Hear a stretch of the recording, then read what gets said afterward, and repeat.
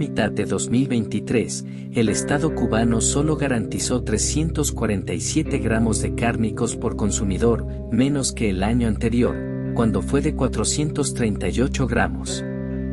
Según el viceprimer ministro José Luis Tapia Fonseca, los problemas básicos son la escasez de módulos pecuarios y la incapacidad de producir alimento para los animales.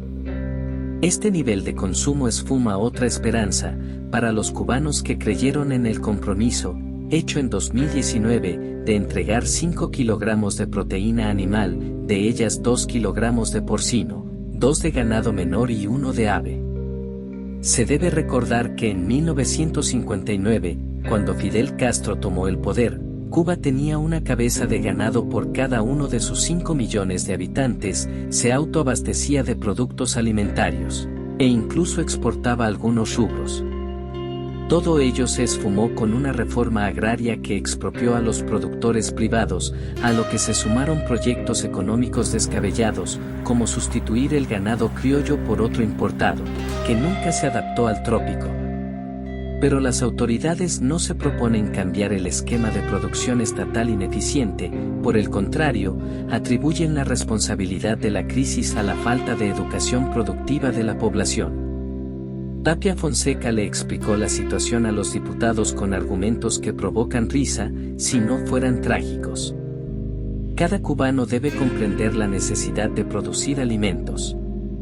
Esto debe hacerse desde las mismas escuelas. Todos esperamos que nos manden la comida, pero no hacemos nada para producirla. Falta cultura productiva. La idea no es destinar más recursos y estimular la producción de alimentos en el campo cubano, sino insistir en opciones que mostraron ser ineficientes e incapaces de garantizar el consumo de la población. Como un logro se informó que se abrieron 100 organopónicos en las ciudades y 30.000 patios familiares comenzaron a producir.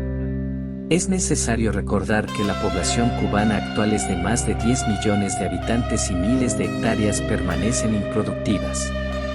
Entre las deficiencias, el funcionario enumeró el lento proceso de creación de autoconsumos, insuficientes niveles de siembra, excepto en hortalizas, en la que, si bien aumentó el área cultivada, no se alcanzó la producción prevista.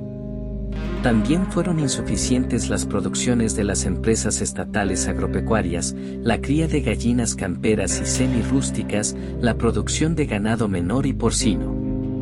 Tampoco avanza la ganadería vacuna que, al cierre de mayo de 2023, según el estimado oficial, tenía 3.439.038 cabezas de ganado para sus más de 10 millones de habitantes.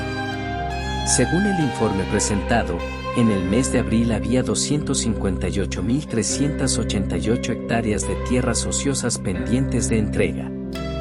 Como es usual entre los burócratas cubanos, el informe de Tapia Fonseca concluyó con una cita de un discurso de Raúl Castro en 2008. Primero dijimos que los frijoles eran tan importantes como los cañones, y cuando la situación se agravó, llegamos a afirmar que los frijoles eran más importantes que los cañones. Algo huele mal en Palacio, porque 5 años después sigue habiendo cañones, pero no frijoles, y la carne continúa siendo un producto de lujo para el cubano de a pie. Si te interesa conocer más sobre la historia de Cuba que nos quieren ocultar o una versión no oficial de la actualidad, suscríbete al canal. Y no olvides dar un like para apoyarnos.